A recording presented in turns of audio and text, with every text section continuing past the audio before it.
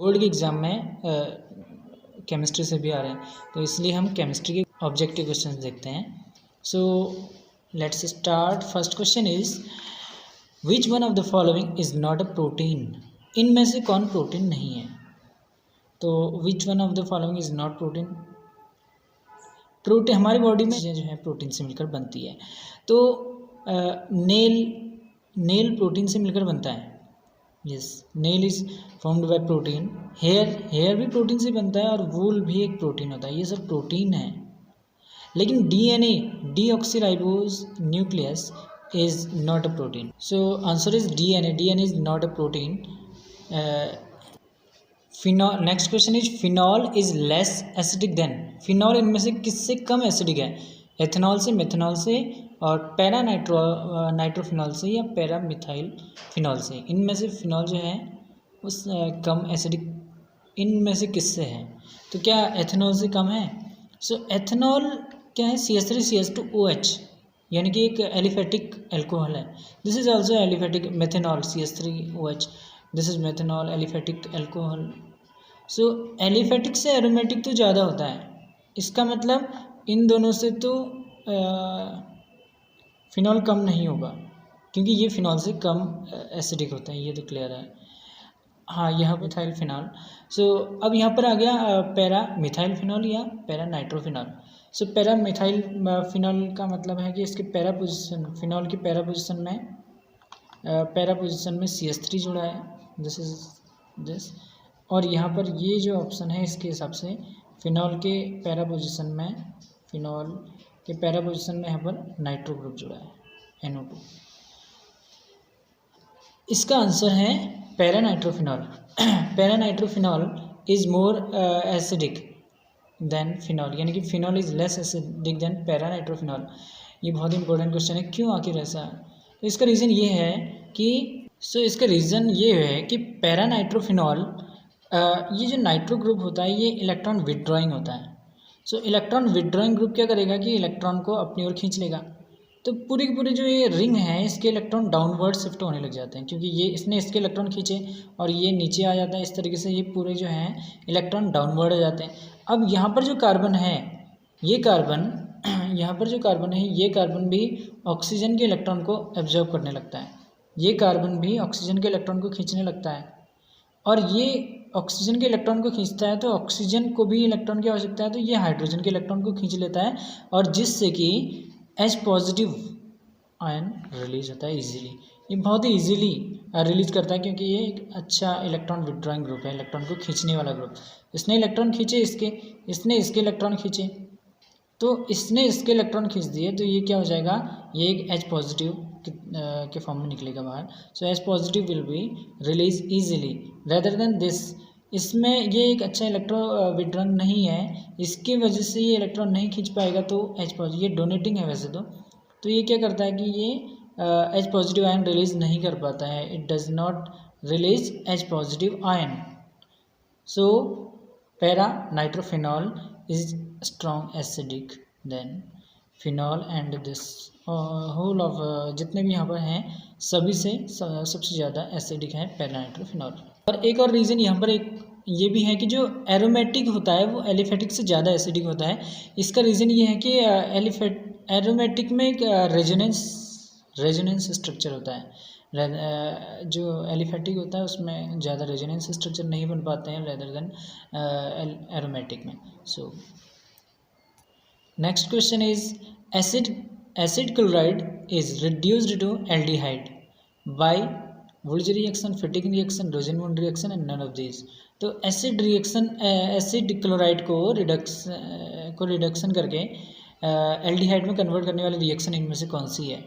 सो अगर इनमें से अगर एक एक करके देखा जाए तो इसमें वुर्ट्ज रिएक्शन में क्या होता है, इसमें एल्किल हैलाइड RX जो है एल्किल हैलाइड को सोडियम के साथ रिएक्ट किया जाता है। तो यहाँ पर एसिड क्लोराइड तो कहीं है नहीं, सो this is not the reaction. इसमें RX+2Na in the presence of dry ether equals RR, ये 2RX होंगे, so it is RR+2NaX।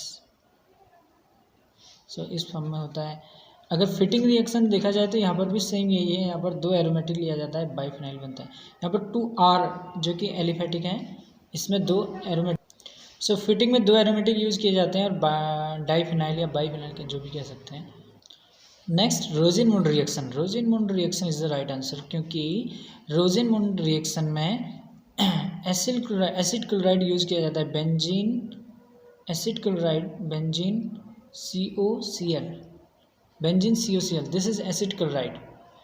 Acid chloride की रिएक्शन जब हाइड्रोजन से की जाती है H2 in the presence of PD या BaSO4, ये जब रिएक्शन की जाती है तो बनता है benzaldehyde.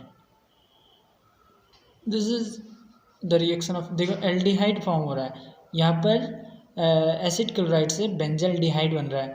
So this is the right answer is Rosenmund reaction. इसकी एक ट्रिक है, बेंजाइल हम वर्ड यूज़ कर लेते हैं, वैसे बेंजीन है। बेंजाइल को कल ही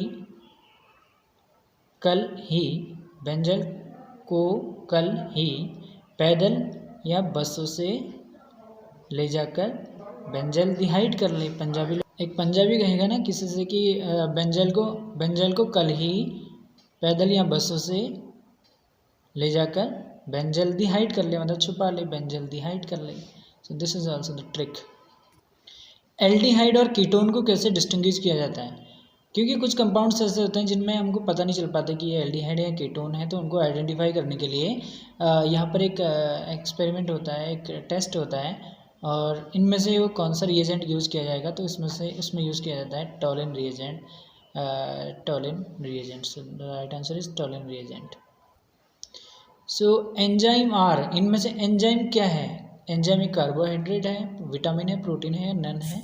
so enzyme is a protein. Enzyme क्या होता है? एक प्रोटीन होता है, ये भी एक प्रोटीन होता है जो पेप्टाइड बॉन्ड बनता है, जो फिजिकल केमिस्ट्री में आता है।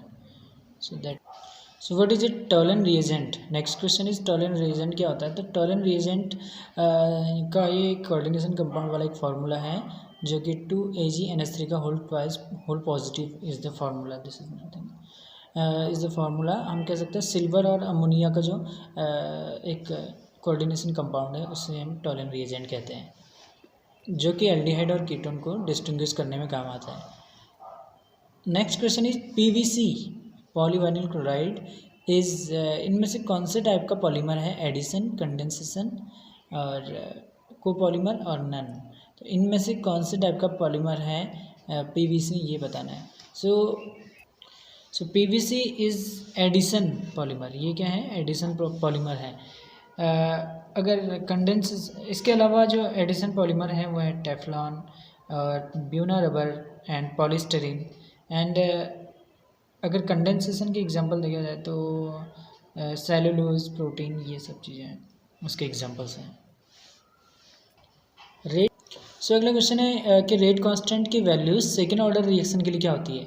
रेट कांस्टेंट की वैल्यू जो second order reaction, first order second order reaction जो होती है, रेट ऑफ रिएक्शन जो है ना, उसके में जो के होता है उसको रेट ऑफ रिएक्शन कहते हैं, तो उसका रेट कांस्टेंट कहते हैं। सो उसका यूनिट सेकेंड ऑर्डर के लिए क्या होगा?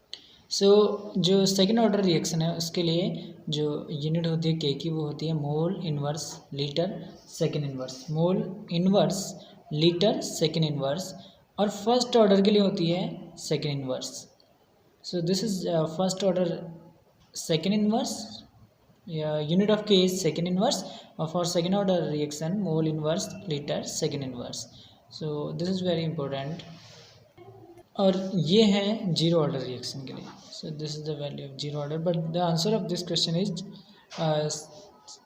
मोल inverse litre second inverse for second order reaction. Hematite is an ore of, इनमें से किसका ओर है हेमेटाइड, ये बताना है। एल्यूमिनियम, आयरन, कॉपर, जिंक, इनमें से किसका ओर है hematite? So hematite is the ore of iron. Other are hematite, magnetite,